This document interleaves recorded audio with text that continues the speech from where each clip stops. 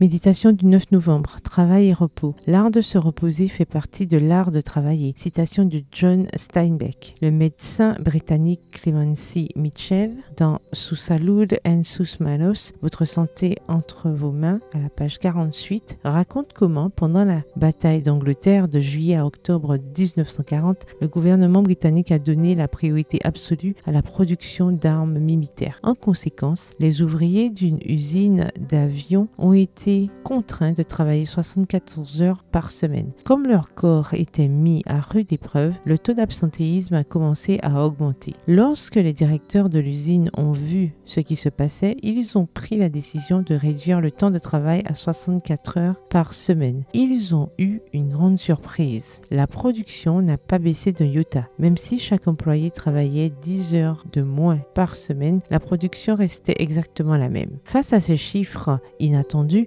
les dirigeants ont décidé d'essayer autre chose. Ils ont réduit le temps de travail à 54 heures par semaine dans l'espoir de remonter le moral du personnel. La surprise a été encore plus grande. La production a augmenté de 15% et de plus, il y a eu moins de pièces endommagées, moins d'accidents du travail et moins d'absentéisme. Est-il possible que nous devions remercier une guerre pour nous avoir fait découvrir quelque chose d'aussi essentiel que l'art de se reposer fait partie de l'art de travailler? Nous faut-il un problème de santé individuelle, physique ou mentale pour comprendre que nous devons être équilibrés dans tout ce que nous faisons dans la vie? Nous devons trouver l'équilibre entre le travail et le repos. Nous devons être convaincus que la productivité découle de cet équilibre et non de longues heures passées dans une activité sans jamais se déconnecter physiquement, intellectuellement ou émotionnellement. Le commandement nous y aide plus que tout. Observe le jour du sabbat pour le sanctifier, comme l'Éternel ton Dieu te l'a commandé. Tu travailleras 6 jours et tu feras tout ton ouvrage. Mais le 7e jour est le sabbat de l'Éternel ton Dieu. Tu ne feras aucun ouvrage. Deutéronome 5, les versets 12 à 14. Notre bon Dieu nous connaît et nous guide vers l'équilibre dont nous avons besoin pour affronter la vie. C'est pourquoi c'est seulement près de Dieu que je connais le repos. Psaume 62, le verset 2, dans la version Nouvelle Bible en français courant. Le verset du jour se trouve dans Deutéronome 5, les versets 12 à 14. Observe le jour du sabbat pour le sanctifier comme l'Éternel ton Dieu te l'a commandé. Tu travailleras 6 jours et tu feras tout ton ouvrage. Mais le 7e jour est le sabbat de l'Éternel ton Dieu. Bonne journée, que l'Éternel vous bénisse.